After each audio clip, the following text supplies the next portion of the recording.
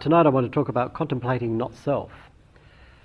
Not-self is one of the distinguishing characteristics of the Buddha as a teacher. The Buddha was one of a whole number of spiritual teachers wandering around northern India, roughly 500 BC. And they fell into certain categories. A lot of people taught meditation, a lot of people taught the way to liberation, a lot of people taught various philosophies. And there was so much going on that the teachers were classified in certain ways. For example, there were teachers who taught action and those who did not. The Buddha taught action, karma. That was one of his characteristics. But what distinguished him and his approach was his emphasis on anatta in Pali, or anatman in Sanskrit. Atman, of course, is self. And it's one of the key terms in the Indian yoga and spiritual traditions. The many different schools of Indian practice and thought are based on this idea of Atma, the self, the essential self, the real self. Sometimes in English you have it, the self with a capital S, as distinct from the small self, the little self. And along with Atman you get this concept of Brahman, which goes along with it. And these are really basic to a lot of the Indian traditions. The Buddha taught an-atman, and an is the negative prefix, not self. At the time, this would have been quite radical. It's like, in a sense, if he was looking for market share, this would be, in his advertising campaign, this would really distinguish him. So it was probably at the time quite radical. And it still is. There are two aspects of the teaching that you sometimes get strong reaction to. One is dukkha, suffering, like people don't want to hear about it often. And the other is not self. That also is threatening. And it's radical today because a lot of the people who would turn up to a Buddhist retreat would practice in other Indian traditions, and of course in these other traditions, Atman, there it is, it's self. As I say, often characterised by the big S as distinct from the small s. And so to say, well, the Buddha says, no, not self. Sometimes this anatman is translated as non-self, sometimes as no self. It's always a negative, but which negative? I translate it as not self. And perhaps the reason why will become clearer as we speak. So this idea of not self is quite crucial. It's quite odd, in a sense. It can be quite challenging, what's going on. And it's probably meant to be. But it does distinguish the Buddha's approach to his teaching and to practice, to what it is that we're doing in this retreat. According to the tradition, he first taught not-self in his second discourse, the Anatta Lakkhana Sutta, the discourse on the characteristics of not-self. The first discourse that he taught was the Dhammacakkappavattana Sutta, setting in motion the Dharma wheel. And this was where he taught the Four Noble Truths, the Eightfold Path, and the Middle Way. And this first discourse was given to 5 of his former companions, 5 men who were with him before he became Buddha, when he was doing ascetic practices. This is another Indian tradition where the idea of self-mortification, where you would inflict pain upon yourself in order to overcome the body and the mind. That kind of tradition is very widespread. You find it in the European tradition. The Christians took it up. And of course it's quite widespread in India as well. Siddhartha Gautama, before he became the Buddha, practiced in this tradition, but gave it up because he felt it was getting nowhere. And in fact he was such an extremist in his practice that he was on the point of death, so he stopped doing it. And he had 5 companions who were as fanatical as he was, who were waiting for him to get enlightened because they wanted to be around when it happened, but they got disappointed when he gave up his ascetic practices, and so they went off in disgust. And so after Siddhartha recovered, and then he practiced under the Bodhi tree in a much more sustainable manner, And he woke up and he became the Buddha, the awakened one. And then he thought, well, who will I teach? And the people he decided upon were his 5 former companions. So he went looking for them and found them in a place about 15 kilometres north of Varanasi called Sarnath. And he met them, overcame their initial resistance, taught them the first discourse, and this got them going, and then began the first Buddhist meditation retreat. In this particular retreat there were 5 students. The teacher was the Buddha. The retreat lasted only 5 days, and at the end of the 5 days everyone was fully enlightened. So it was definitely a successful retreat. And it sets the standard. So please try to maintain the standards. According to Buddhist tradition, Buddhism peaked when the Buddha was alive, and it's been downhill ever since. And this is a tradition. In Theravada, it's felt that the sasana, the institution of Buddhism, will last only 5,000 years, and we're already more than halfway through. So we're entering into the Dark Ages. So standards have slipped, but we have to do our utmost to keep them as high as possible. At the end of this discourse, the Buddha taught the Anatta Lakkhana Sutta, the characteristics of not-self. And it was during this discourse that his 5 companions, now his 5 students, gained full awakening.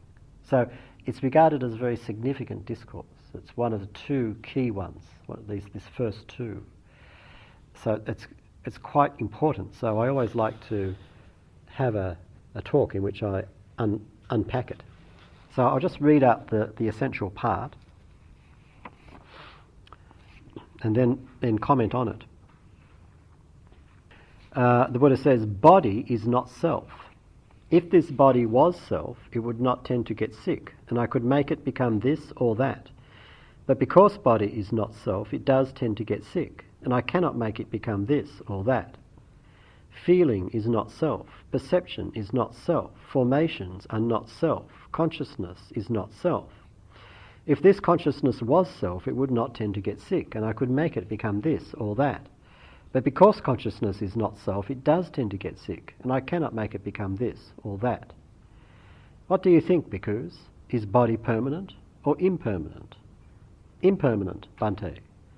And that which is impermanent, is it painful or pleasurable? Painful, Bhante. And that which is painful and subject to change, is it appropriate to regard it in terms of, this is mine, I am this is myself? Certainly not, Bhante. Therefore, whatever is body, past, future or present, internal or external, gross or subtle, high or low, near or far, all body should be seen with penetrating understanding as it is in this way. This is not mine, I am not this is not myself.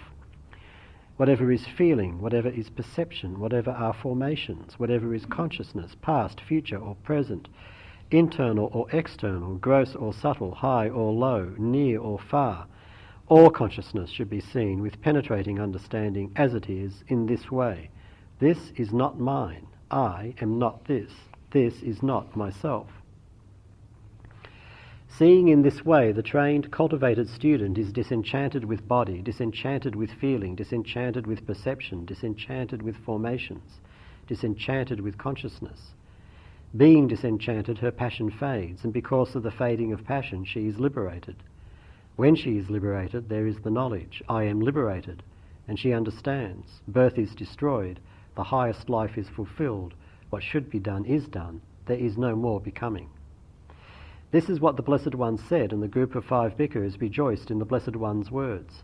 And as he spoke, the minds of the group of 5 bhikkhus were fully liberated from the taints. Then there were 6 arahants in the world. Arahant means fully awakened. There were the 5 students, and of course the Buddha was the first arahant. So now in the world there were 6 fully enlightened beings. So, let's go through this. First of all, the subject of the discourse is essentially about identity. And one of the major themes of the Buddha's teaching is this whole question of identity. Who are we, or who do we think we are? And when the Buddha is talking about identity, he's referring to something which is probably wider than our sense of what is identity. We tend to think of identity as personal, one's personal identity, and it's something which is within this body. But the Buddha is always coming from the perspective of the way things are experienced. So, for example, I experience myself. Right? This is my body. I've got my thoughts going through, my emotions. I've got my memories and so on, my identity. But my experience of myself is always located. It's always somewhere, here. And it's surrounded by something, a world. In this case, the world includes this room with these people and this situation. So, if there's me, there's my world. And if there's a world that I experience, then there's me. And they go together. They always go together. So, for example, if you think back to your earliest memory, when was the first time you can remember actually existing? Actually being here? Well, and when that happened, if you think back to it, was there a world or not? And the answer is, well, of course there was. It's like we're always located within a world. And this is just the nature of experience. It's the nature of any kind of experience, much less human experience. So if there's an identity, then there's a world, which in a sense surrounds the identity, is centered on the identity. So there's me and there's my world. So when the Buddha's talking about identity, he's not just talking about this, he's talking about this bigger picture. Not just me, but my world, this world that we live in. He's not, when he's interested in identity, he's not interested in certain types of questions about identity. For example, the question, who am I? This question is a very popular question in spiritual circles. You get it in Zen, it's a koan in the Zen tradition. It pops up in the Advaita Vedanta tradition. It comes up in normal, everyday existential questioning. Who am I? What am I doing here? Who is doing this practice? Who's the one having these experiences? These kinds of questions you never find in the Buddha's teaching. He just doesn't ask them. And if somebody asks that kind of question to him, he puts it aside. That question does not apply. It's not relevant. He's just not interested in that. Because he's interested in something that goes a lot deeper than that. This question, who am I, is about, well, who is this person bounded by this skin? But the Buddha's interested in what is it that gives rise to the very idea of this person bounded by skin? Like what's underneath that causes it to manifest in the first place? What brings it up and what brings it down? And what shapes it? What forms it? So he's interested in going a lot deeper. So he's just not bothered with that. In a sense, the stuff further up. I remember years ago when I was in Thailand, I was a monk in Thailand, and I spent some time at a meditation centre where one of the meditators was a German monk who was long-term at that centre because he was a close disciple of the Thai teacher. And we're having a talk one day, and he said how he read this book called Who Dies by Stephen Levine. I haven't read it, but apparently it's a very good book, certainly very popular. And he read this book and he really liked it. He thought, this is great. And so he showed it to his teacher. You should read this. And the teacher looked at it and just handed it back immediately and said, wrong view. And the guy says, what do you mean, wrong view? You haven't even read it. How can you say that? And his teacher said, wrong question. Now, whether you think this is a good idea or not, it does show the approach that the Buddha takes. It's like the question that we ask is quite important. If we don't ask the right question, we don't get the right answer. And whatever question we come up with that's based on who, for the Buddha, the answer is not going to be satisfactory. It's not going to work. Because if we ask the question who, we come up with someone. But if we come up with someone, we've still got a problem. So the Buddha's going deeper. He's got a different approach to this. When he talks about identity, he talks about it often in terms of the 5 aggregates. Body, formations, perception. Good heavens, I've suddenly blanked out. This is embarrassing. Body, feeling, perceptions, formations, consciousness. Now, these are 5 categories of experience from which we construct an identity and a sense of a coherent world. They're the 5 categories of experience that we normally identify with. So this is why he talks about them. But you notice how he doesn't speak about the person. He doesn't even talk about the person. He talks about these 5 aggregates. Because for him, it's like already he's going beneath the person to what are the raw materials from which we construct a person. The 5 aggregates. So that's the level that he's working on. The 5 aggregates, body, means all physical experience. So everything that I see, everything that I hear, everything that I smell, everything that I taste, everything that I touch is body. So not just, usually body we would think of in terms of touch. But body has a broader meaning here. It's like the entire physical, the entire experienced physical universe is body. The whole box and dice. Then there's feeling. Feeling is the hedonic or affective aspect of experience. Feeling is the flavour of experience.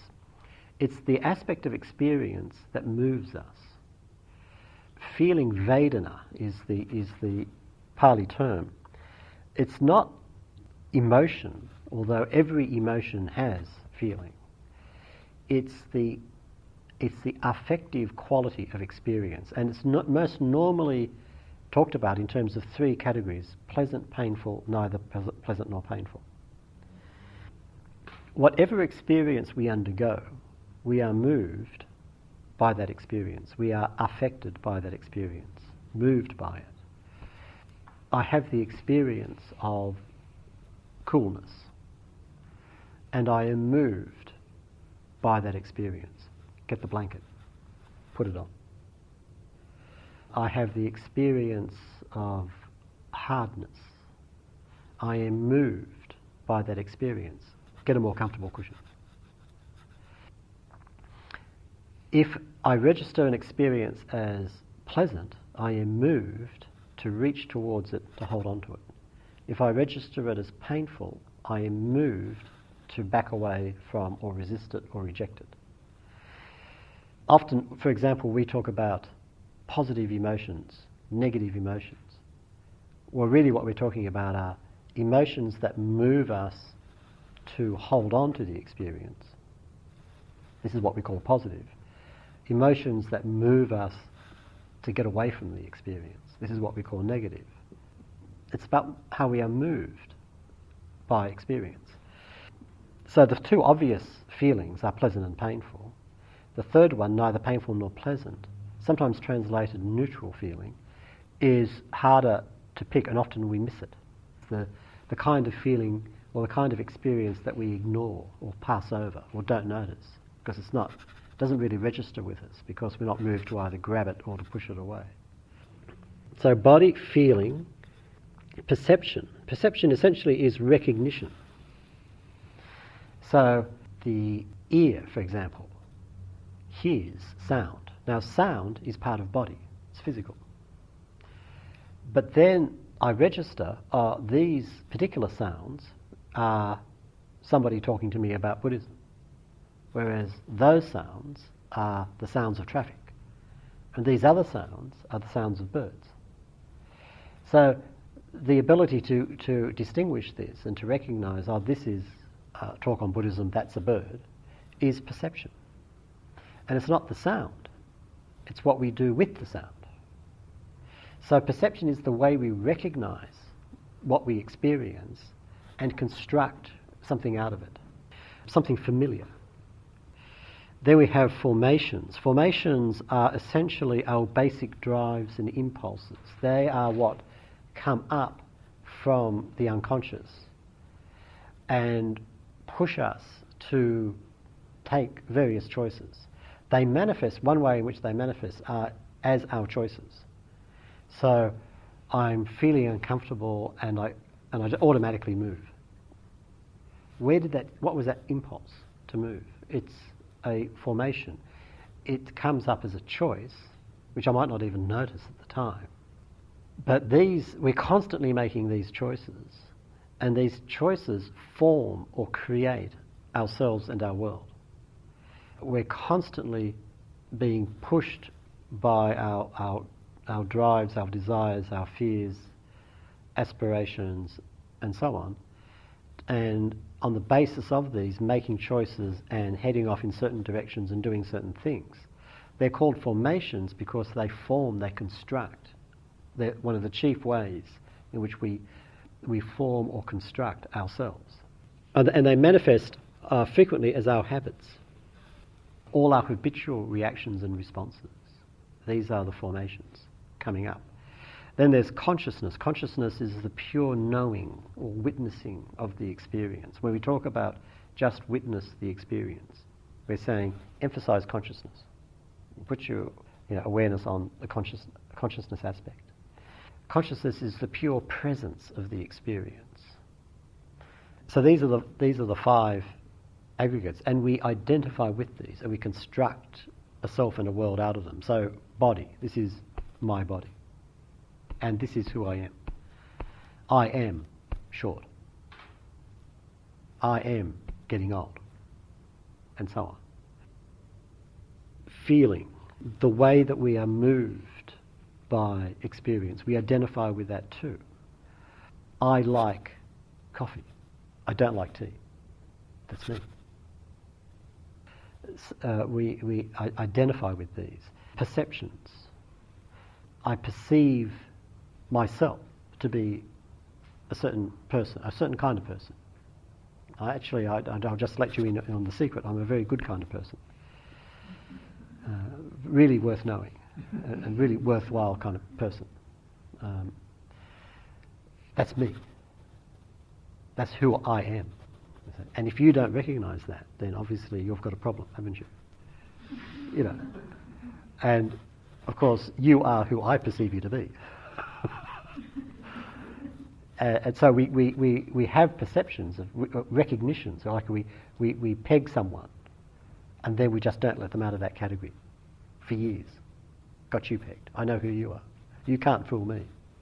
This is perception, and we identify with it and construct an identity and a world out of that. Formations. I identify with I am my drives, my desires, my fears, my impulses, and so on. I identify deeply with these. These define me. And then consciousness. I am the one who knows this. When I'm meditating, for instance, let's say it's going really well, mind is very peaceful, and so on. I am the one who knows this peace, who is completely quiet, and so on. So we identify with consciousness. So the five aggregates are, what the Buddha's talking about, are the ways in which we identify with experience and construct a self, someone here who's undergoing this. Now, we do this, we construct a self because, of course, we need to. We need to be someone in order to function. Otherwise, we couldn't.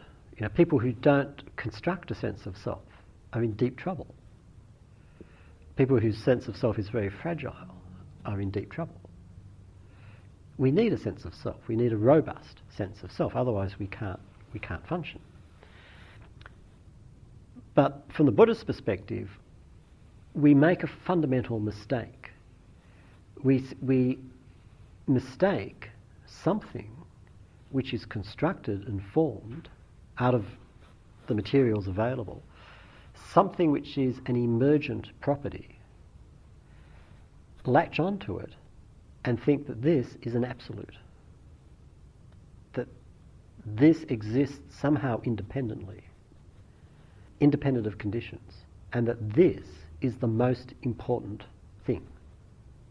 And everything else is judged in accordance with its relationship to this self that I've constructed. So we construct a self, and we're doing it all of the time. We're doing it right now. But we lose sight of the fact that we're constructing it. We take it as an absolute. And we give it absolute value. It's all about me. The advertising industry really knows how to zero in on this. There are ads now that say, huge banners, it's about you. Yes. They really understand human nature. And you can see that how the self operates when you look at the ads. Because I travel so much, so I see the ads at the airports. There's a Virgin Blue ad that shows an empty plane except for one seat with one guy sitting in his business suit, and he's looking really pleased. I'm the only one in this plane. Me! I look at it and I think, God, I'd hate to fly on that plane. But apparently this is really attractive to people. Me! I'm the only one, and everyone's hovering around.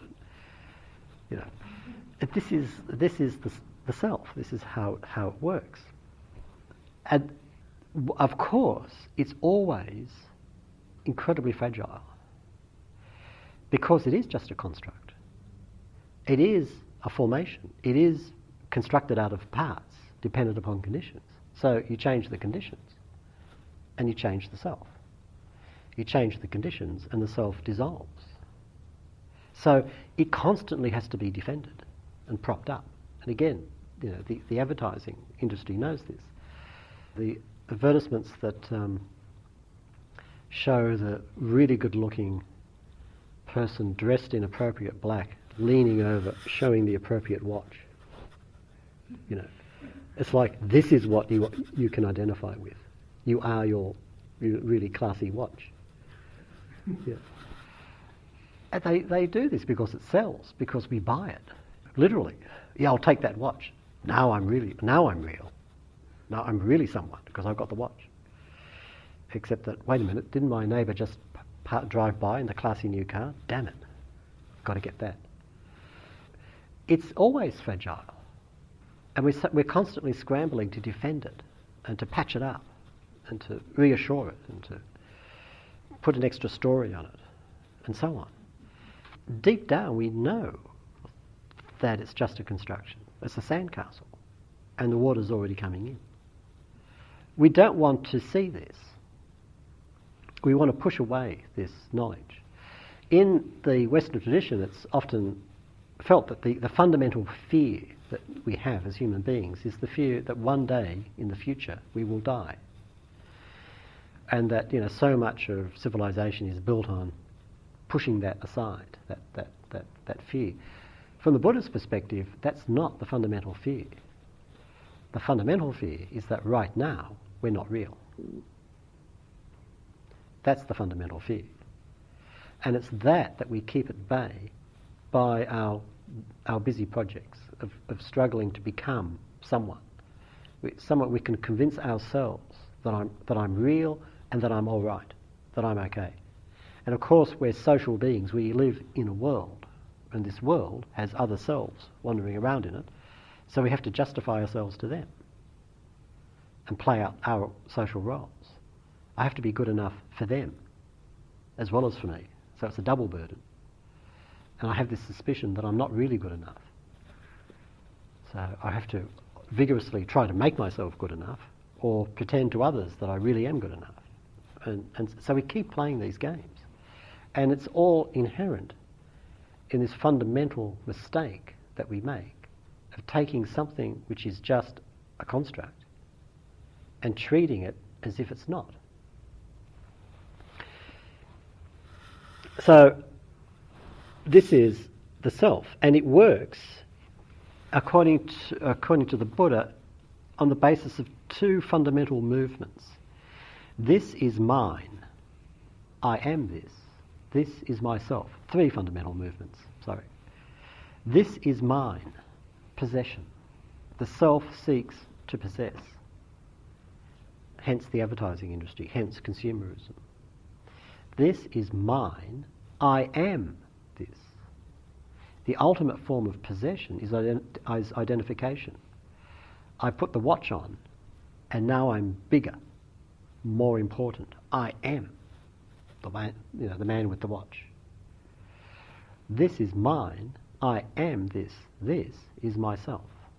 And this is myself represents the views and ideas and justifications that we create in the mind to explain all this and justify it.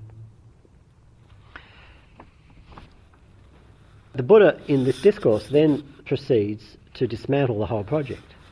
He says, body is not self. If this body was self, it would not tend to get sick, and I could make it become this or that. But because body is not self, it does tend to get sick, and I cannot make it become this or that. Now, his argument here is, if we're going to claim something as self, then it should have certain characteristics in order to make this justified. The first is that it should be under our control. What is the point of having a self that I'm not in charge of? The self is the one who's always in charge. It's the self who decides, oh, that was a good sitting, or oh, that was a bad sitting. This is a good day, this is a bad day. That's the self who's making these judgments. The self is the one in charge of the whole project. The self is constantly seeking to control. But what does it control?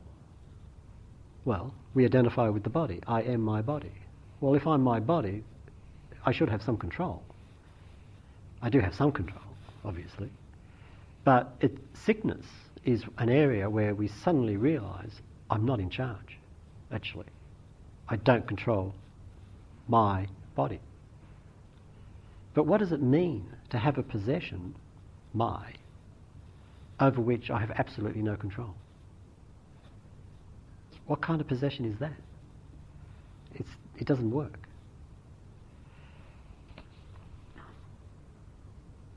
And then he goes through, feeling is not self, perception is not self, formations are not self, consciousness is not self. If this consciousness was self, it would not tend to get sick, and I could make it become this or that. But because consciousness is not self, it does tend to get sick, and I cannot make it become this or that. When we start meditating, it's pretty obvious that our minds are not under our control. Can I get up in the morning and decide, okay, now today, just for a change, I think I'll have happiness followed by contentment, a bit of joy in the afternoon, and I'll just settle for a bit of contentment in the evening, and I think I'll just have ever-deepening concentration and peace in the meditation. It doesn't work. It just doesn't work. We're not in control of our minds. We're not in control of our bodies. We're not in control of the people around us. So what's the point of trying to identify with it? It doesn't work. What do you think? Is body permanent or impermanent? Impermanent, Bhante. And that which is impermanent, is it painful or pleasurable? Painful, Bhante. Now, why would the Buddha say or imply that change is painful? Surely change is good. If things don't change, you get bored. What he's talking about here is, as he's established first, it's not simply that things change, but they're out of control. Things change and I'm not in charge of the changes. My experience is constantly changing, but I'm not in charge. My body is changing. It's getting older, but I can't do anything about it. That's the way it is. My mind is changing, but I can't seem to control it. People around me are changing, but I can't seem to stop them from changing. It's interesting when people take up some kind of spiritual practice or meditation practice, sometimes their friends or loved ones get really agitated and upset, and they resist. They don't want you to do it. And they might not have any coherent reason for objecting, but what it boils down to is the fear of change, the fear that if you do this, you will change. You won't be the person that they used to know. And the thing is, of course, they're right. There's a real wisdom in that fear, because we are changing, and the changes are out of their control, they're out of our control. Sometimes we recognise this, we intuit this, and it's quite fearful and painful.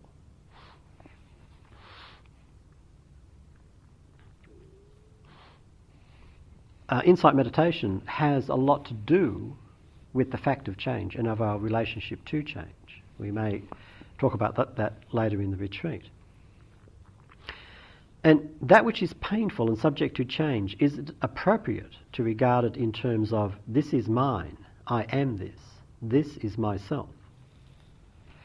Is it appropriate to try to own and identify with and control that which I can clearly see is out of control? No, because I'm giving myself a thrashing for nothing. I can't control my experience. This is very important in the meditation practice. I'm not in charge. In Burma, where I did most of my training, the teachers there would say the yogi has one duty, and that is to note. That's all. And what they're saying is, it's not your business to become a great meditator. It's not your business to fulfill this role or that role or the other role. You've got one job, and that is be aware of what's happening. That's all. Because that's all we can do. We can make that choice to be present now, but we can't control the outcome. We don't know what's going to happen as a result. What we could find happening is everything falling apart and crumbling and, struggle. Or what could happen is, deep concentration, incredible insights, whatever. Or anything in between, or zigzagging madly between the two. We don't know, and we can't control it. So surrendering to the process is very important, it's fundamental to this, because we're not in charge of it. This, of course, is where faith comes in. Faith plays a crucial role in this practice. This sense of trust, of entrusting oneself to something much bigger than ourselves, and being willing to be taken on this journey.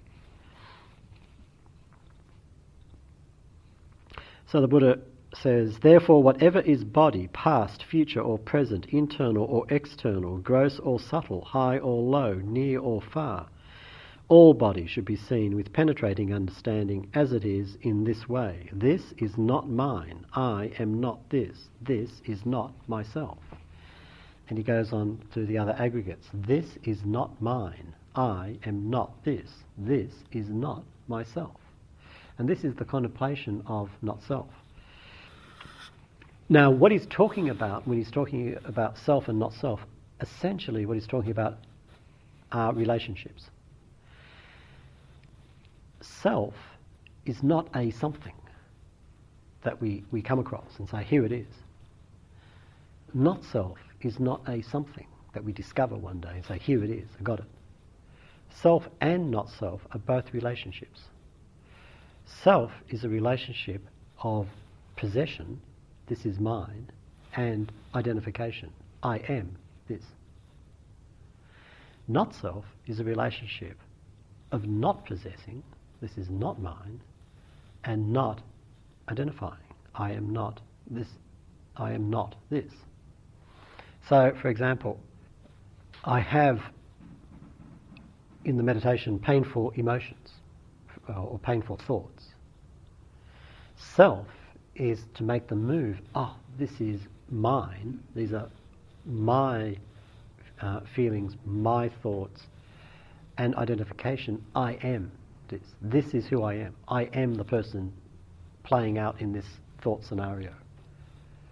This is who I am, and this is the way the world is. And then we start to project permanence onto it. It's always been like this for me. It will always be like this for me. And we create this whole world based on these two movements. This is mine, I am this. And these movements are what we're used to. This is what we've been doing for decades. But it's now spun out of control. Whereas not-self is a relationship where when the painful thought, the painful emotion comes up and we recognise this isn't mine and I am not this. It doesn't mean that the thoughts and emotions and so on suddenly evaporate into nothing. It doesn't mean that we just go around thinking of Buddha. It means that we go through what we go through, but we allow it to flow much more freely than before because we're not grabbing onto it and trying to freeze it by identification and possession, but allowing it to move the way that it moves. It's not something which is under our control. It's just something that comes and goes according to conditions. And what I'm doing is watching it. That's my job. I'm a meditator. That's what I do.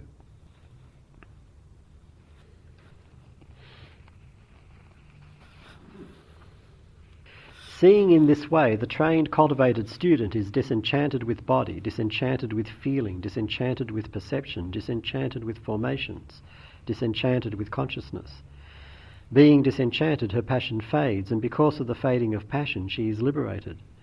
When she is liberated, there is the knowledge, I am liberated, and she understands. Birth is destroyed, the highest life is fulfilled, what should be done is done, there is no more becoming. Now, the turning point here is what the Buddha calls disenchantment, nibbida in Pali. This is quite crucial. To get a sense of what he's talking about, if we think about the opposite of disenchantment is enchantment. Enchantment is the fascination that results in clinging. Have you had the experience where you're meditating away and suddenly you realise you're caught up in thought? And then the next moment you realise, I'm not supposed to be thinking this, I'm supposed to be meditating. And immediately following this thought is the thought, I'll just finish this one off and then I'll go back. And that response, I'll just finish this one off, is really interesting. Because do you notice how it doesn't just happen with the happy thoughts, it also happens with the painful ones. This excruciating scenario that I'm putting myself through for about the 100th time today, with each time exactly the same ending, I'll just run through it one more time. Then I'll go back. It's fascinating the way that we do that again and again. Why? We are enchanted by the thought. It's not the thought, it's the self. Because the thought is a way that we construct ourselves. This is me, starring in this particular melodrama. That's why the melodrama is so important. That's why my melodramas are much more important than your melodramas, because my melodramas star me. This is the way that we behave all of the time. This is enchantment, fascination. We're enchanted with it. It's that sticky quality that the thinking has that sucks us in every time. This is enchantment. Disenchantment is the experience of having had enough, of actually having enough. So it comes up, we recognise it, and it's like, no. And as soon as we make that no, it's gone. It's not suppression. It's just at some point, that's enough. Enough. And at that point, it stops. But until we genuinely have had enough, it'll keep rolling on because it's feeding something quite vital to us, our sense of ourselves, our own reality. So disenchantment is this experience of finally having had enough. And when we have enough, we let it go. In Buddhism, we hear a lot about this idea of letting go. We're sometimes exhorted to let go. But of course, what do we let go of? We let go of what we don't want anymore.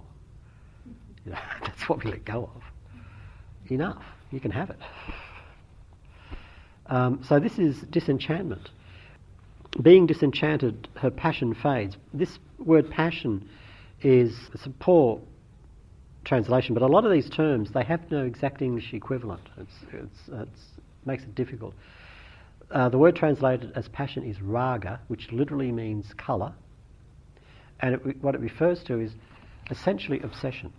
When we're obsessed with something, it's like the mind is coloured by the obsession. So again, if you think about an obsessive thought or emotion, when it comes up, it's like it has a colour to it, or a flavour. And this colour dominates. And that's all that we can register at that time. And this is raga. And its opposite is viraga, the fading of passion. And the image is like if you have a white cloth and put dye through it, and it comes up, it's brightly coloured. But if you wash it repeatedly, gradually the colour fades and it goes back to white. The mind is like a white cloth, but it becomes coloured by its obsessions. And in the practice, we're washing it out. Washing and washing and washing, and gradually the colour fades. Viraga, the fading of the colour. The colour fades, and because of the fading of colour, she is liberated. She lets something go. Enough. I'm out of there. And this is an ongoing process. Liberation is an ongoing process. There are particular, what in the Western tradition are sometimes called peak experiences, which all traditions map in some way or another. And these are quite important, but it's an ongoing process every day of washing and fading. And it's based on really being with the experience and seeing what it is, and seeing that if it's unsatisfactory, let it go. Just let it go. One of the things that happens as we mature in the practice is that we start to shed, we start to let go, and we start to feel more light and more open as a result.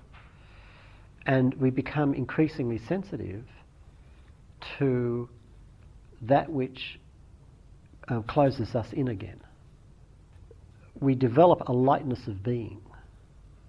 And then when we fall into obsession, which we do, it becomes excruciatingly painful because we feel hemmed in by it, trapped by it, more so than before. Before, we used to take it as normal, as just, this is me, and this is the world. But now we recognise that, no, this is something extra. And so we become more sensitive to it, and it becomes more painful. And because of that, we become disenchanted and we let it go faster. So it's an ongoing process. We keep shedding what we can see quite clearly is totally unsatisfactory. It just doesn't work anymore. So keep letting it go. It's a natural process of disenchantment. What happens as this process deepens is paradoxically not the disappearance of self, but the emergence of a different self. And again, a sense of self is necessary. We have to be someone. Otherwise we couldn't function. And if you look at the Buddha and the awakened ones, they had a very clear sense of self. I mean, the Buddha knew exactly who he was and let people know about it. But we learn not to hold ourselves so tightly. We recognise that the roles we play in society and even to ourselves are just that. They're just roles that we play. And so we don't take them so seriously. We don't take ourselves so seriously.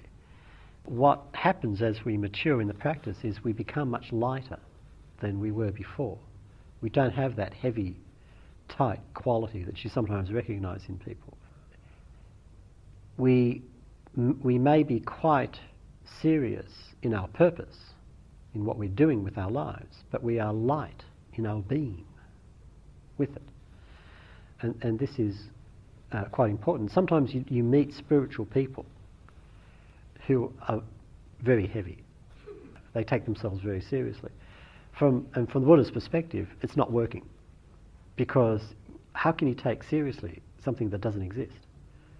One would expect a lightness of being in a spiritually mature person. A seriousness of purpose, yes, sure, but a lightness of being. And one of the characteristics of the emergence of this self which is not self is a sense of having less to defend. You know, sometimes when you're around certain people, it's like sometimes you feel you have to be really, really careful about what you do or say, because you say the wrong thing and you've struck a chord. There's, oh my God, you realise you've just attacked this person. You had no idea you were attacking the person, but apparently you have, because now they're bashing you, in response. But as we mature, we become far less defensive because we haven't got so much to defend. There's a wonderful Zen story that illustrates this. It's called Eating the Blame. And it's set in a certain Zen monastery where one morning there were important ceremonies which everybody had to attend. So after the ceremonies, the cook, who had to produce lunch on time, had very little time left, and so he dashes out into the garden to whip up some veggies, runs into the kitchen, puts them on the board, chop, into the pot, stir, bit of this, bit of that, and just in time gets the veggie soup out to the monks. And of course, Zen monasteries are strictly vegetarian, so it is veggie soup. But what the cook hadn't noticed in his haste was that he hadn't just collected veggies from the garden, he had also collected a snake and chopped it up and cooked it. And the first sign of trouble was when the monks were all commenting that they had never tasted such delicious and interesting vegetable soup. But it was the old teacher himself who found a snake's head in his spoon. And the teacher summoned the cook in front of everybody. And he held up the spoon with a snake's head in it. And he said, "What is this?" And the cook immediately took the spoon, put it in his mouth, chewed, swallowed, and said, "Ah, delicious." The story is called Eating the Blame. And of course, you think about what would you or I have done had we been in that cook's position? Well, I don't get any extra help in the kitchen, do I? You expect me to produce 3 meals a day, 7 days a week. I've got to go to all these damn ceremonies. I don't get any help. Blah-de, blah-de, blah-de, blah-de, blah-de, blah-de. We would have defended ourselves. But the cook didn't, because he had no one to defend. So, given that situation, what could he do? Well, he could dance. And his dance was, in that particular instance, was to do what he did. But he could have done something else. The point is, he was free. He was free to dance with the situation. He wasn't locked in. And this is the freedom of not-self, the lightness of it, the play of it. This freedom comes from clearly seeing ourselves construct ourselves, which is what we're doing in this practice. And it's quite a shock when we start to see it, because it's never a pleasant sight. But it's only when we get fed up with it that we'll stop doing it. And then if we let go of our normal habitual responses, then we create a space in which something new, something else can begin to emerge. And this is all part of the ongoing process that we're engaged in. Okay, that's enough for tonight. Thank you.